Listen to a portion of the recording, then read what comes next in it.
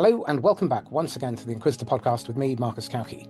Today my guest is Rowly Hirst. Rowly is the CEO of Relate.us, and he has built his platforms, his agent Sandy, on the back of the trust equation, which many of you will be familiar with, that Charlie Green, Maister-Green-Galford created. Trust equals credibility plus reliability plus intimacy over self-orientation. And today we're going to dig into what goes underneath the numerators in that equation. Before we do, Rowly, could you just give us 60 to 90 seconds on your history and how you ended up developing this project? Marcus, thanks for having me today, and I really appreciate you giving me a chance to have a conversation with you about an issue that's particularly close to your heart as well as mine. A quick 60 seconds. So I'm a financial services guy by background, over 25 years in a consultative sales type of role or an account management role. In my past life, it's what you would call a trusted advisor relationship. And I got thinking about this way back in 2013 when I was writing feedback back to CEOs and a CFO. I used to take them around to meet with investors. And a cold winter's morning in New York, and on the dining table beside me was the front page of the Wall Street Journal and an article by Bill Gates talking about that when it comes to solving the biggest problems in the world, often what is missing is good measurement and a commitment to follow the data. And that resonated with me at the time, has resonated with me ever since, and really is the core of our company. Now, I think why was that important at that particular time that I was reading is that if we think about how we measure whether we're a trusted advisor or not, and the importance of getting that right, there's a disconnect there. We all believe in how important it is to get it right, and the importance of being a trusted advisor for your bottom line in business, whether that be to attract investment, whether that be to improve engagement with your staff members, or whether that be to win more sales from your customers or reduce customer churn. It's really important to be a trusted advisor, but measuring that process of building trust has been largely subjective, third party handled, survey based. Up until this point, and it's left us with some real problems. And so we've developed a generative AI solution on the back of an opportunity, as we see it, to structurally change the way that we measure building trust with our key stakeholders. So I want to start with a definition of trust. The way I'm defining it is it's another person's willingness to take a discretionary risk with you, either to share more, make a faster decision, involve you earlier, even though they don't have to. And you can't measure it by what they say about you in a survey. You measure it by what they do when they could stay vague, but they volunteer context. They could delay, but instead they co-create next steps. They could be feeling nervous and protect themselves, but instead they share bad news early. They could keep you at arm's length, but they introduce you sideways and upwards without being asked. In short, trust is observable in behavior under uncertainty. Would you agree with that definition? Yeah, I would agree with that, Marcus. And I think I would just add that it's almost like you feel like you have a partner, don't you, within your customer, that it's a real partnership that you're working on. And we all try to use that word and when we're trying to open up a relationship with business representatives, and well, it's our goal to form a partnership. But to your point, whether or not I would recommend you to someone else is not the same as observing behavior around how well we're doing at building that partnership. Partnerships take time to build. So how well are we doing at building that partnership? Recommending you to someone else is not the same measure, and survey based, as you said. So it has multiple flaws, as we've observed, and left us with major problems. Sorry to interrupt. I would maybe phrase it as being an ally rather than an adversary, which is what a lot of sellers and buyers end up in, and not being an accomplice. So if I'm an alcoholic and you invite me down the pub, you're my accomplice. And I think very often sellers have a tendency to fall into the accomplice role, not out of badness or malice, but because they're under pressure. They've got targets to hit, they've got bosses to please, and they don't really understand that an ally means that you create the conditions where the customer comes out of the goal mouth and it's you and them kicking into an open goal against their problem together. Yeah, I think I love the sports. You went to a sports metaphor there, or a sports analogy, I should say. And I think one of the most overused and incorrectly placed sports analogy when it comes to sales and account management is playbook. What's the playbook of what's the Oh, playbook of my team? that's Um, another 3 hour conversation that we can go down. because it says, as you imply, that my client is my customer and my client is not my ally. My customer and my client is my adversary, my opponent. And and we even have this thing called playbook sales, which is, to me, it seems ridiculous. It's just not how you build partnerships with your customers and clients. So, on that note, then, if we focus on trust and trust building, a trust playbook is not a sequence of moves. What we're trying to do is develop co-create a set of decisions about how you show up when risk appears and create an environment so that the other person feels psychologically safe to be able to open up, be vulnerable, to share information that might or could be used against them, but they do it anyway. And so killing the idea of the traditional adversarial playbook, I think, is really important. The customer is not your opponent. It's not your job to outmaneuver them or manipulate them or convince them. It's your job to empower them and facilitate the right decision that they can live with now and into the future. And they can defend it internally without taking political flack because they've made the right decision for the right reasons under the constraints of the context and the available information. Yeah, and I would just stress, Marcus, as we've developed this platform, we keep opening up use cases that we didn't think existed before, that we weren't sure about, and that's partly because our lack of knowledge of different industries. As I said at the start, I'm a finance guy by background, but also just being in an experience with in different scenarios where you can observe what the trusted advisor, what the salesperson in the room is trying to do, and go, you know what, that is a good fit for the trust equation. And I'll share an example with you, Marcus. I never thought that someone selling me an eSIM plan within a telecommunications store would be the kind of relationship that would qualify as consultative, trying to be a trusted advisor. I had that experience in Boston last year, where I walked into an AT&T store and met a guy called Max. And my goal for the meeting was to buy an eSIM, which is about a $50 purchase. And when we had a discussion that lasted 25 to 30 minutes, but it just kept popping up for me throughout that Max was following really well the equation for the trust equation. So let's run through that. So he inquired about my accent, where I was from, what I was doing in Boston. So we established human connection outside of the task at hand. We got onto the subject, and I talked about that I wanted to buy an eSIM from him, and I'm looking for the US. And so he knew about my phone. He asked about our business and whether or not there were other plans that could potentially work. So on the credibility side, he was establishing his knowledge quite quickly. He set the agenda for the next 20 minutes we're going to have together. We're going to work through the various plans. I'm going to come onto your phone, and I'm going to make sure you leave here with an eSIM already loaded and ready to go on your phone. So the agenda was set from a reliability perspective. At no point, from a self-orientation perspective, he established curiosity up front in asking open-ended questions to me. He didn't interrupt me. He wasn't blaming anyone else. He wasn't name dropping about how Bill Gates or Warren Buffett just walked through the door yesterday and how great a salesperson I am. So all of this within 20 minutes. But here's the thing, Marcus. Towards the end of the conversation, he grew uncomfortable. And you could see it in his body language, and his shoulders started to sort of cringe up into his neck. And he told me towards the end of that conversation, he said, Rowly, tomorrow you're going to get an email from my employer. And I'm not sure if I said the employer earlier, but my employer asking me how well I did. And would you mind giving me 5 stars? And I just went, oh, and I just told him what we did and what he did in the meeting that would have got him a great trust score.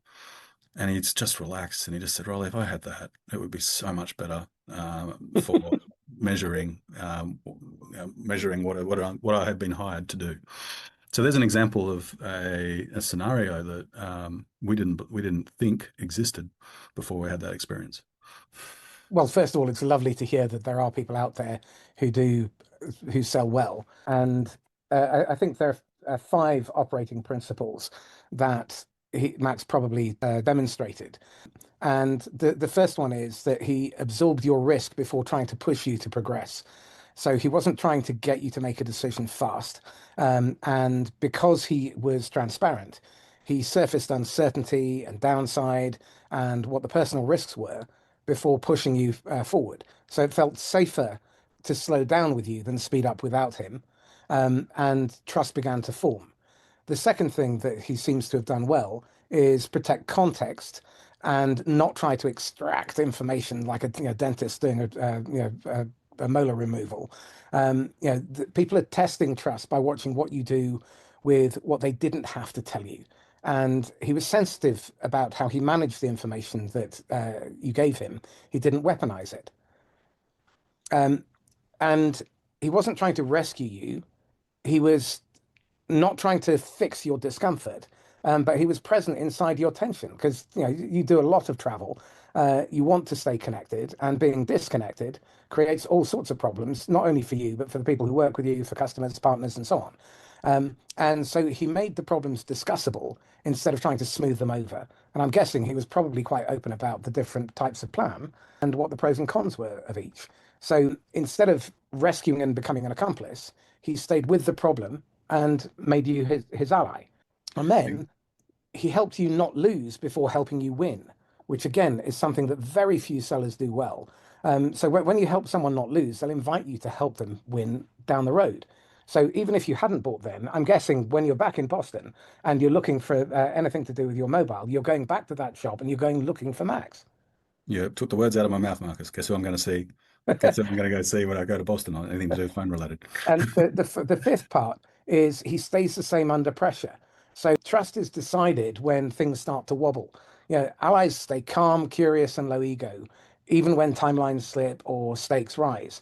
So his behavior didn't change. Well, it changed a little bit when he was getting nervous about getting the 5-star review because of the context of what that meant for him, but also the cringeworthy embarrassment of having an NPS score request, which he knows will cause trust to collapse. So he got ahead of it, and I think, if you are building what one would loosely term an ally playbook, it isn't about what you do next. It's about what not to do when risk shows up. And it's like more of an anti-playbook. Yeah, yeah. I look forward to the day that playbook's taken out of the any conversation around consultative style sales. And that's any opportunity you have for more than 5 minutes. You really are trying to build a relationship, and so it doesn't really qualify for when I'm walking into a fast food restaurant and ordering a meal. That's a different kind of sales relationship. So where do you most often see from the data? Where do you most often see sellers crossing the line from ally into accomplice? And what are the first behavioral signals that give it away? Yeah, so usually where we typically see, I think the beauty of the trust equation is that it's great for observing red flags straight away, but also decay over time because it's a standardized measure of trust. So red flag, and the way that in their wisdom, Maister-Green-Galford constructed it, self-orientation as a denominator has the highest um, impact on the overall score for trust. And so that point of where you shift from ally into accomplice, those initial red flags are mainly impacted by what you're doing in self-orientation. So if you get into an argument, for example, in a meeting where you shift from, let's take it to an extreme, from ally to adversary, then you are probably interrupting the person who you're meeting with. You're probably blaming other people for the error, not yourself, not taking it on yourself. You might be name dropping about how good a salesperson you are because someone loves you who's out of context. You're probably moving into spin. So rather than asking open-ended questions and being curious, you're just trying to appear smart and be long-winded. And so all of this negatively impacts your self-orientation score. So self-orientation score goes up. And because you're not being curious, self-orientation score continues to go up. You're probably also seeing initially quite a low intimacy score because you're not trying to, you've forgotten about the human connection component. You're not actively listening to your client. You're not showing empathy because you're in an argument. And you probably stop naming them and just gone straight into defensive mode. So yeah, they're the initial. That's the red flag that you would see a higher self-orientation score, lower intimacy. So when we see these signals, and if you were coaching a manager, for example, what would you invite them to not coach, because I think we need to look at the flip side of this as well. Because I think if you're BANT or medic or spin trained, um, odds are you're going to be going into trying to make the sale, make the transaction happen, push it. So let's look at the antithesis of bad management. And what can we encourage managers to stop coaching? Yeah, so I think let's say that the vast majority of managers out there don't have access to objective measurement of this equation. And so the question really is, what are they doing with the bad measurement they have today, or the measurement that's available today? So they're not in the trust equation. What are they doing that if they were following the trust equation, they wouldn't be doing? And it's quite plain to see that the metrics are really tailored towards credibility and reliability. So those meeting notes that we take in meeting and enter into a CRM, or even the transcripts now, where we're just taking summaries of the transcripts and entering in, the managers are really asking about, well, did you talk about this key selling feature of a product, or did you get through that playbook? Sorry to bring that terminology back in, but did you get through all the key selling points of our playbook? Hey, you entered, from a reliability perspective, it would be limited to, hey, you entered into a CRM that you were going to introduce them to a product expert. Have you done that yet? And so really, they're not spending much time with the metrics that they have focused on how effective their representative is in meetings, particularly as it relates to building that allegiance, as you say, building the ally within the client or the customer, really establishing things like human connection, really showing active listening, getting that ally to open up and explain more about their own ambitions, but also the ambitions of the firm. So learning things, you just providing that safety that you talk about for the ally within the firm to share knowledge that will lead to either a deal more quickly or a bigger and better deal, and a bigger and better relationship.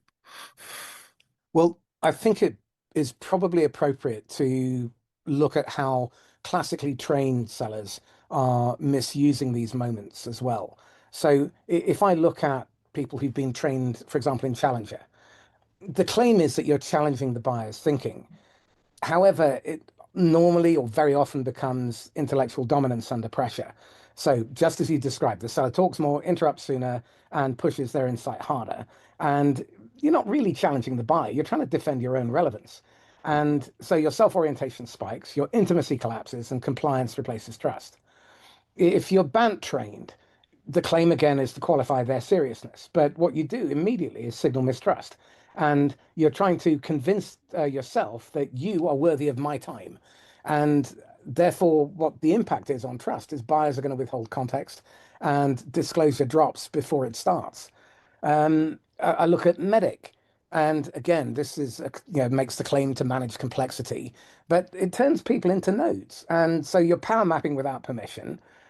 Budget questions come before safety, and the impact on trust is buyers feel, MRI scan, like, being at the airport and the border control seeing you naked, and not supported. And the real risk stays hidden. With spin, the claim is to discover your needs, but it devolves into a scripted, Gestapo interrogation. And the questions are used to steer, not understand. And as a result, buyers give you narrow, clipped answers and voluntary disclosure stops. And even with Sandler, the claim is mutual qualification, but it just becomes psychological judo, and it becomes pain induced or pain induction instead of surfacing pain. And you get polite compliance, and the relationship turns procedural. So the common failure pattern is pressure rises, control increases, curiosity drops, sellers protect themselves, and then they call it professionalism. When what you're trying to do is understand where the deal is wobbling. Do you understand more, or do you steer harder? And it's not the framework failing. It worked exactly as it was designed to do. So constrain your close. If your process requires compliance before trust, you're managing exposure, you're not building allies. And exposure management never creates trust. Hmm. Yeah, I think we're singing to the same tune here, Marcus. That I agree with your sentiments wholeheartedly. Well, how do we use frameworks after intimacy, not to create it, so that they're diagnostic? And how do we use the platform, to use Sandy, in order to help us diagnose our own performance so that we can improve? So I think it's really important to understand that Sandy has so Sandy, just so for your listeners are aware, Sandy's our generative AI analyst that measures Maister-Green-Galford's trust equation, measures it at speed. So we're talking about near time or real time metrics, similar to what you'd see from daily sales numbers or your share price moving up and down. This is the power we have now with generative AI to finally measure what really matters in business, the strength of our relationships objectively at speed. And because we can measure it objectively, which is standardized measurement, we can measure it over time. But at speed as well means that we can coach improvement based off perspective as opposed to perception. So that gives hopefully that gives your listeners some background as to what Sandy is, what it does. The importance of Sandy is that it's used by individuals, as you alluded to help improve their own knowledge or awareness of themselves in terms of being a trusted advisor. And let's be frank, that need to improve awareness of whether you are at the top of your game, even if you are at the top of your game, across most sports games, you are still getting coached. So even if you are at the top of your tennis game, you are still getting pointers on how to improve. If you're at the top of your golf mat game, you're still getting pointers on how to improve. So, or at the very least, you are demonstrating to everyone else to a standard how good you are and the effectively the standard that everyone else needs to get to, which also has its benefit because it reduces the amount of time that you are mentoring other people within your firm or that you're chaperoning other people within your firm out to see customers. So there's a personal improvement element to Sandy that users keep very close to them. And it's really interesting, Marcus, and I apologize for giving a long-winded answer here, but I'm probably explaining more about what Sandy does than answering your question directly. But I think it's just important to observation that people personify Sandy very quickly. And I'm very careful not to give Sandy call Sandy a he or she, but people start calling Sandy he or she very quickly, which is great. We love to see it because it means that you're bonding with a coach, and that coach, you realize very quickly that this coach is going to deliver something you've never had before, is that perspective on just little things you can do to improve coming out of a meeting. So that's the relationship at an individual level, but of course every meeting is measured to the same standard. So it also has application across a firm. Whether that be in a sales, your broader sales team, whether it be for sales team leadership, whether it be over in account management, whether it be in HR, IR, whether it be in project management internally, product line management. What we're trying to achieve in terms of building trust is something that we apply to our stakeholders, not just to our customers. So stakeholders are customers, investors, and our own staff, our own team, building trust And with our partners. own team, and our partners. Yeah. So that's the broader application of what Sandy does. Importantly, Sandy is measuring to the standard across 55 sub-factors behind that equation, and it's doing it the same way in every meeting. So it picks up on trends, and so after those first 5 meetings or so that you have, it's identifying little areas that you can just incrementally improve. So I can share with you examples where Sandy keeps working on me in terms of where I can improve. So being in curiosity, Sandy keeps asking me keeps focusing on just being a little bit more curious coming out of most meetings. And then when I am in a meeting and we're designating tasks to ensure that there's clear ownership of those tasks coming out of a meeting. So I'm more on the reliability side. I can tell you, I can go into examples of how I adapt to different kinds of meetings. But I think I'll spend enough time trying to answer that question. Well, I'd be curious. What would Sandy diagnose watching this conversation about my performance? What do you think Sandy would say? Well, so far, we haven't established the human connection up front. So, but again, this is not necessarily a trusted advisor type conversation, but it's interesting that Sandy would have been looking for that human connection. That would have been involved me talking about my kids or my favorite sport or something where we share where a sport a plan of. But in terms of you actively listening, asking open-ended questions, you're scoring very high on that component. No interruption, no name dropping, so your self-orientation scores very well. So To summarize it quite quickly, Marcus, you're doing pretty well so far, sir. Okay. I thought I was interrupting too much and taking up too much of the You, conversation, but you said sorry for the interruption once. And can I share a story on that? please. It's really interesting. So in the first 30 days of working with Sandy, what we typically observe is that people try and gamify this new coach. You know, I've got this new relationship I'm helping, but I'm going to improve my trust scores. I'm going to gamify. I'm going to beat the coach. And initially, when I first thought about that word and its association with Sandy, I was fearful. I thought that people are going to work out a way to crack the code or crack the coach, similar to the way we've all cracked the code on MPS and CSAT. That's easy to manipulate, and I just gave you an example of that, of how that can be manipulated earlier. But so I had that fear, and then it quickly dawned on me that the way to get your trust scores up is to change your behavior in meetings and to think about the people that you're meeting with differently, whether that be a customer or stuff, and focus on what Sandy's looking for and who wins in that scenario. Your customer does, and ultimately you do, because a customer opens up and shares more of their goals, what the aspirations of the firm are. They think of you as that reliable partner. Quite frankly, and if we're looking relative to the example we've already shared, they start to think of you like Max at the telco store in Boston. They're going to come back to you. So customer wins, and then ultimately you win. So that gamification was positive. But to share with you my story, which I was going to, after about in that 30 to 60 day window, you then start to observe the people who you meet with differently as well, because you're picking up on all the sub factors where you're trying to improve. But if someone you're meeting with displays those same weaknesses, or displays weaknesses that Sandy would hammer you on if you were doing it, starts to set off some red flags. So I met with a potential investor once who said sorry for the interruption and then would proceed to interrupt, but not once like you've done in this meeting, just once. Every couple of minutes. So 7, 8, 9 times, 10 times through the meeting. So in his mind, he'd developed this motor skill over many years that would soften the impact of the interruption. And that in his mind would mean that, therefore I'm not really interrupting because I've apologized for it up front. But if Sandy were in that room measuring what he was up to, and Sandy would smash him on self-orientation at the end of that meeting because he just continued to interrupt throughout the meeting. And I walked away from that relationship straight afterwards. Just went, I don't think I can work with this guy because the red flags are just going off. That's an example of stealing permission. It's not doing it with consent. And so I'm really curious, what's the one bit of feedback that consistently is given by Sandy that people tend to push back against the most or feel most uncomfortable about? It can be a range of things, because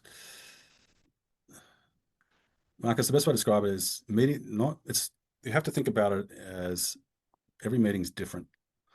So, and it's how we adapt in different meetings. Some meetings go for 30 minutes, some meetings go for 60 minutes, some meetings go for 10 or 15. Some meetings, the client just wants you to talk to a presentation, or some meetings there's conflict, some meetings it's very open. So what it consistently, more than anything else, that gets users just immediately thinking about their result is when there's been a change in meeting type. They haven't done that kind of meeting for a while, and they've been put into a certain scenario, how they adapted in that certain scenario. Can I give you another example? Please. Yeah. So another investor meeting. I walked into a meeting where it was with an investor, and left that meeting at the end of it, and with a feeling that it's quite common for all of us. We've all had this. We've been in a sales role where I felt like I lost them. I felt like I lost the individual who I was meeting with at some point, and I don't know where it was, because I was focusing on so many things and trying to get conversation going. And so I couldn't put my finger on it, but Sandy could.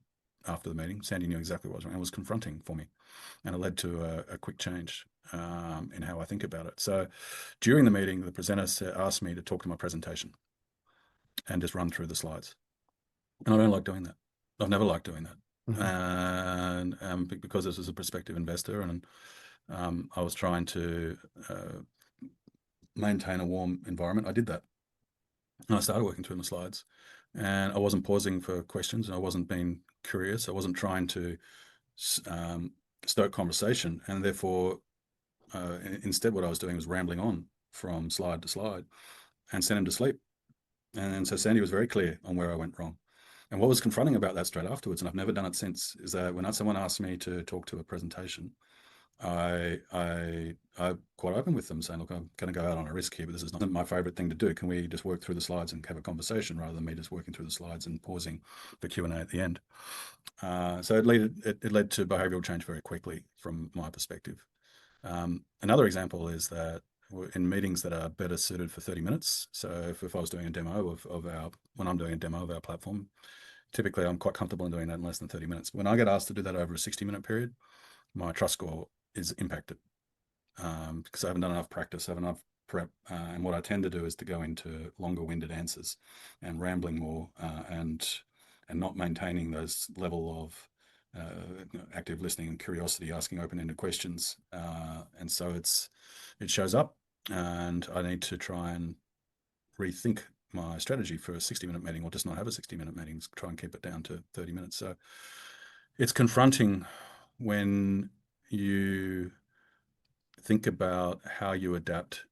Confronting is not the right word. It's an incredible awareness raising when you're thinking about how different meetings are and how you adapt in different meetings.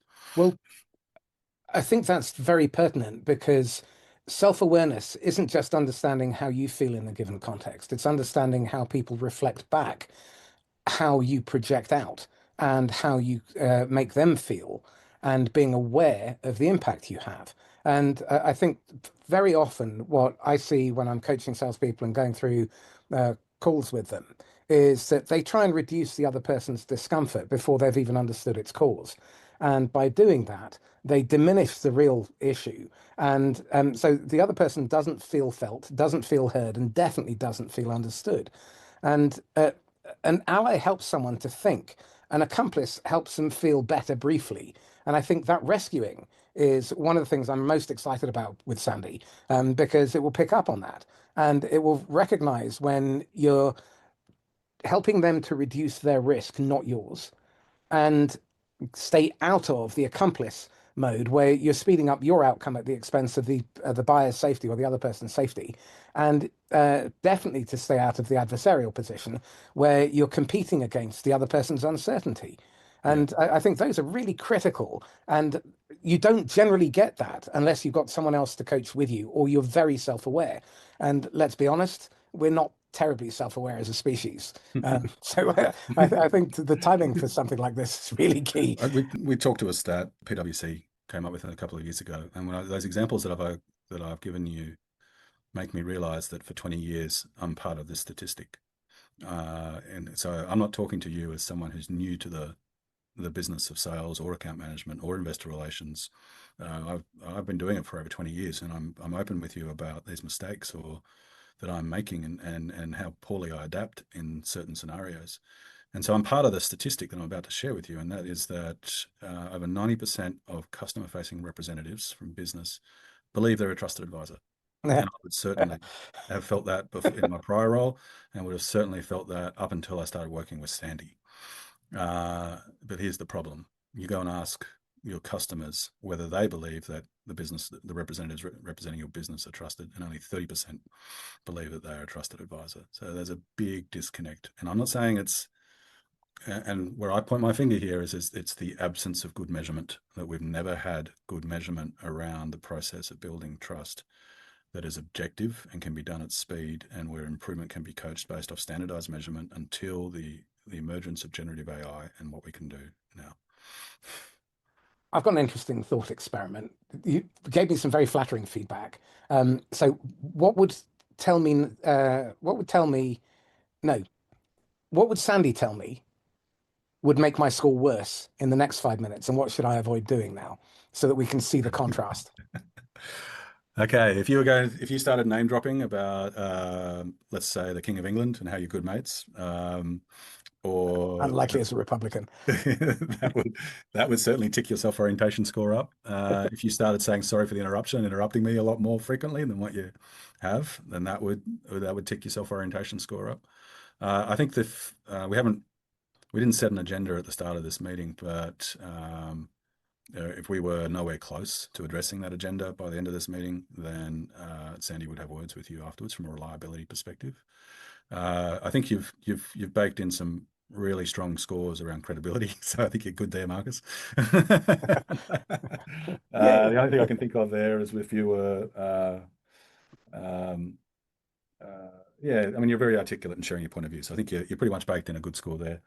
And then from an intimacy perspective, if you were, if we weren't laughing or opening or sharing openness, if it just you were looking to end this meeting very quickly, and no matter how curious I was, you were sorry, and no matter what I wanted to talk about, you just kept shutting down the conversation and just wanting to end, then I think that would impact your intimacy scores. Excellent. Well, in fairness, I think we've already got an existing relationship and we've had several conversations. So this would be like a second or a third meeting rather than a first. And again, I'm interested, you talk about how trust can be measured over time. Hmm. How does the way the AI behave differently when it knows it's a second, a third, or a final meeting? Yeah, that's so if you go from your initial meeting with a representative to, so let's take that example with Max that we used in the communication store in Boston. And next time I go in to meet with Max, uh, he's got more to go on next time we meet. So he's got a trust score to build on from the first time we met. If you think about the reliability component, particularly if Max had left me with, oh, by the next time we meet, I'm going to have introduced you to my boss, introduced you to, or an expert in a particular field that you were interested in. I'm going to send you some more information about this product that we have.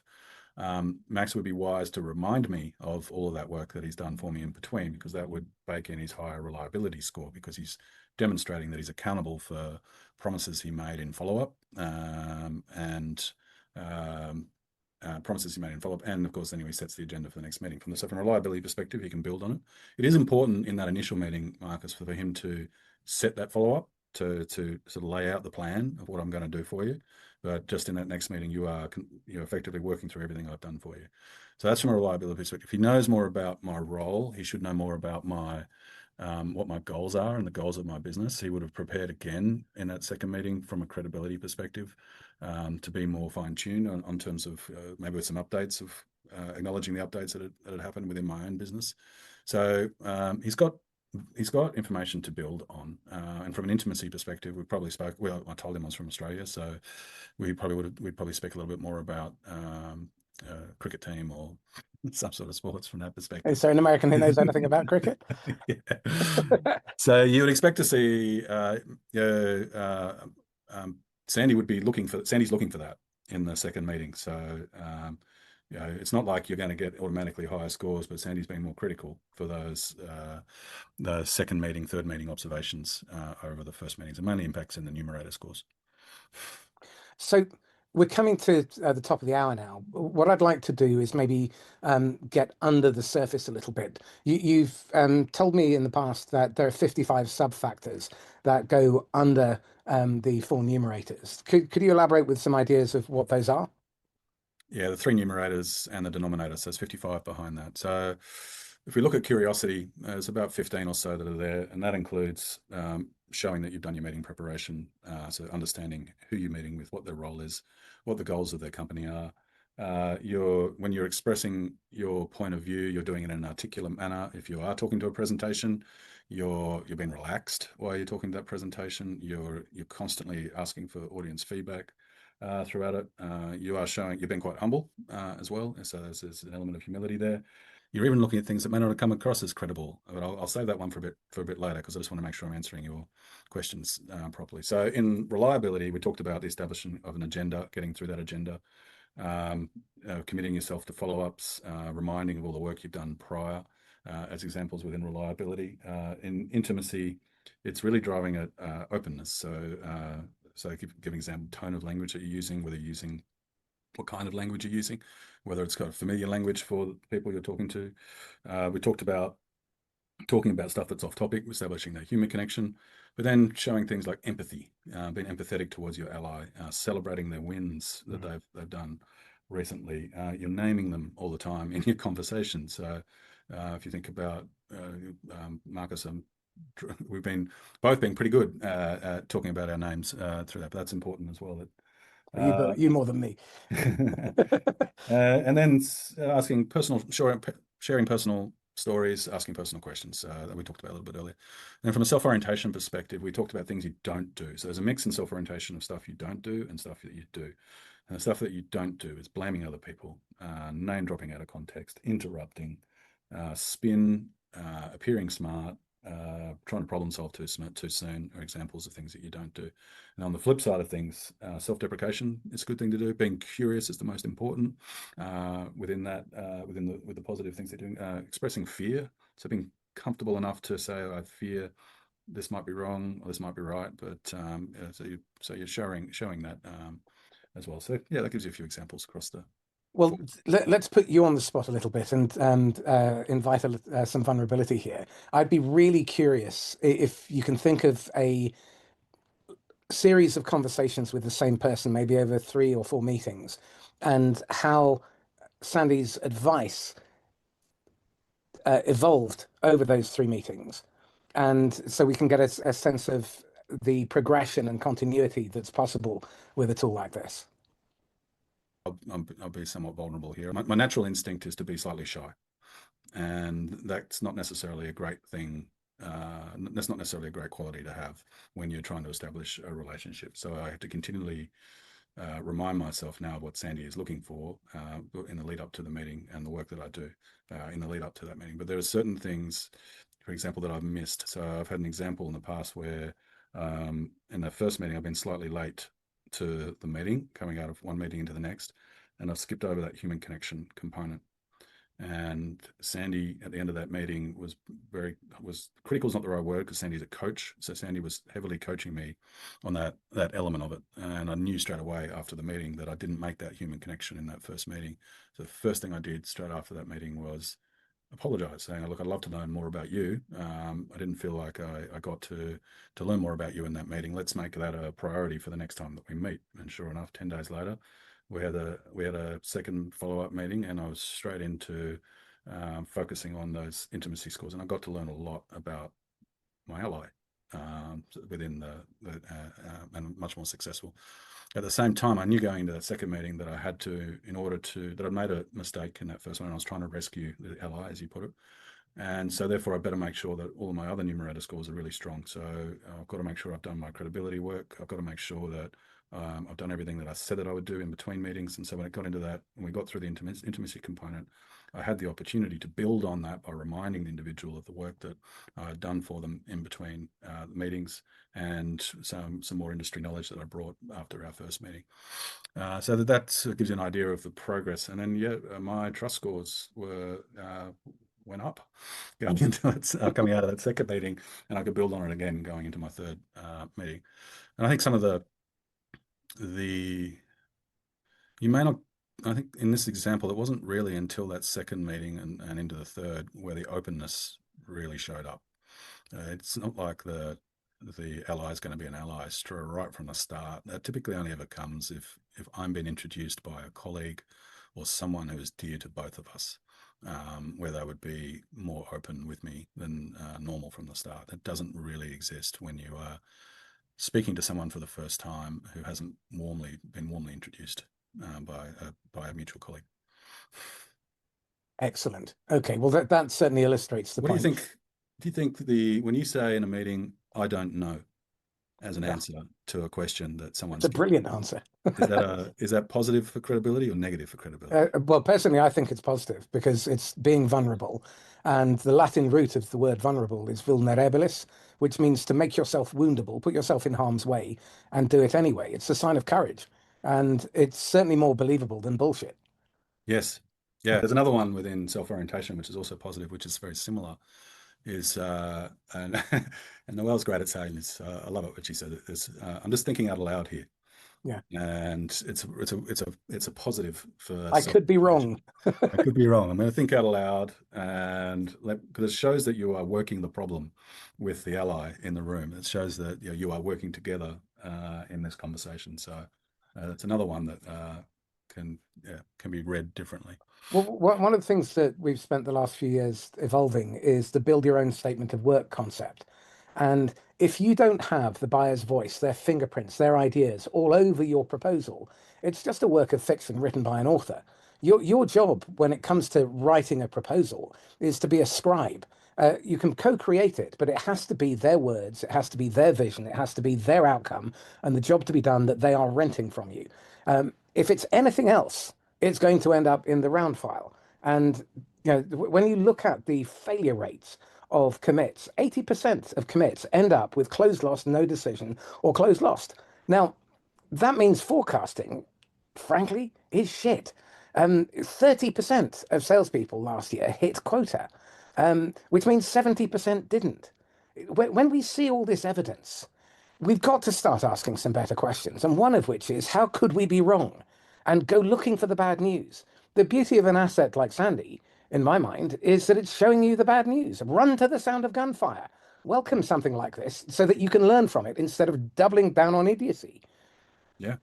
And I think the important thing, Marcus, is it's not like we have once had good measurement and now we don't. We just haven't had good measurement around what you're talking about until the emergence of generative AI. And the way I think about it, the way I explain it is, I ask your listeners to consider it this way.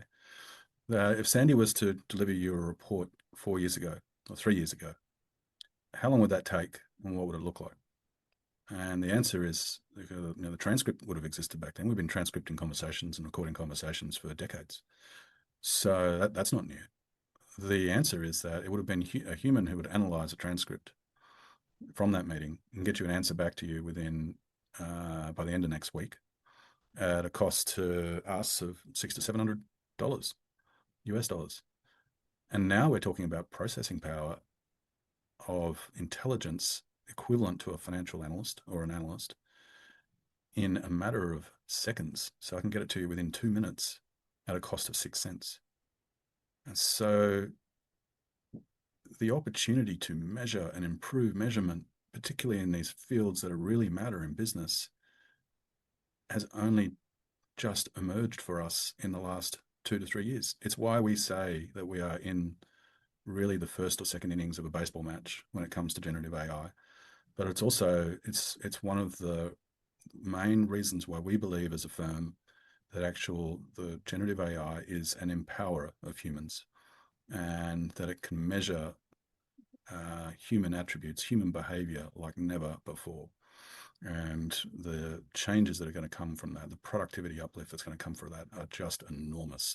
Gallup estimated that if we can improve employee engagement by providing meaningful feedback on what matters and building trust with these stakeholders, whether that be external or internal, really matters.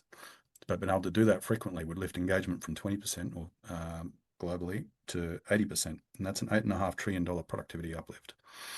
That's trillion with a T. Trillion in with a case T. anyone missed it. So that's how many zeros? Is that 9 or 12? It's 12, I think. Yeah. So it's Wow. or north of 10% of global GDP, which is what Satya Nadella challenged us to think about the impact of generative AI as a plus 10% GDP story. And so we can see that just within relationships, that kind of uplift.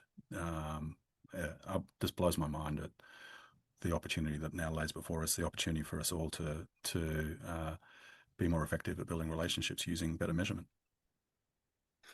Brilliant. I mean, those numbers are staggering. Really, unfortunately, we've come to time. If you had a golden ticket and you could go back and whisper in the ear of the idiot Rowley, aged 23, 24, what one choice bit of advice would you have given him that undoubtedly he would have ignored? Oh, I don't even have to go back that far. I could go back 5 years, but going back to the 23, 24-year-old, I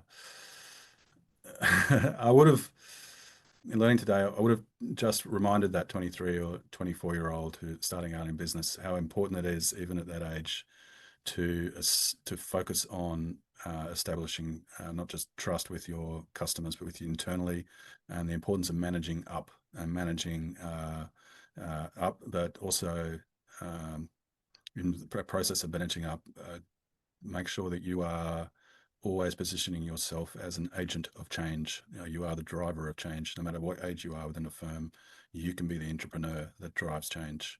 So as a 23-year-old, I probably would have ignored that and just gone out for thinking that taking my customers out for beers was the way to build great relationships. But that's what I would have whispered into my ear. Excellent. Rowley, thank you so much. This has been a fantastic episode, packed full of useful insight. I'm just going to summarize what I think we've covered today. And if there's anything that you believe that I've missed, please jump in. If there's one takeaway from this conversation, it's this. Trust isn't something you ask for. Isn't something you declare. It's something the other person gifts you. And they do so quietly, not through a big show, but through their behavior, especially when there's a risk on the table. And what we've explored today is that trust most breaks down, not when objections or delays or churn are around, but it starts earlier than that, when the pressure rises and we unconsciously shift from ally to accomplice, or worse, into adversary. And the triggers are self-orientation spiking, curiosity dropping, and context disappears long before anyone says no. And the opportunity now, with better measurement and better awareness and working on your own self-awareness, isn't to perfect a playbook, but to notice ourselves under pressure and choose differently. So help people think, not comply. Absorb risk before we ask them to move, and to stay the same when things wobble. Because trust isn't built by what you do next. It's built by what you don't do when it matters most. I think that's a fair summary. Have you anything to add? I think I'd add there, Marcus, is just this predictive analytics like we've never had before around. You mentioned at the start that there are so many signals ahead of that customer churn when the customer leaves the table that we just haven't been measuring, and now that we can. And it goes beyond customer churn. It also includes staff attrition. It includes, and then when you're thinking about invested capital, it enables us to better predict the period between when you invest that capital and when you can start meaningfully measure the return. So that can be 12 months, 18 months, 2 years, 3 years on projects or hiring new people before you can meaningfully measure the return on invested capital. So it's an incredibly powerful measurement solution. I think that we would both. I'm going to take a risk here, Marcus, and I think that we would both agree on that. I think so. Rowly Hirst, thank you. Wonderful to spend time with you, Marcus. Thank you. Likewise. So in my mind, this episode will resonate if you spend your days in complex, high stakes conversations. If that's you, I'd genuinely like to hear what landed. We've left several threads deliberately unfinished. So if you've got questions around those, get in touch with me or Rowley. But also engage with your manager and see how they coach trust under pressure. Because in future, when I have Rowley back, we'll keep pulling on those elements. And so if this conversation really stuck with you, don't rush to agree or disagree. Spend the next few days really paying attention. Notice when curiosity drops. Notice when you try to rescue. And if you catch a moment where trust shifted, I'd be genuinely interested in what you saw. In the meantime, stay safe and happy selling. Bye-bye.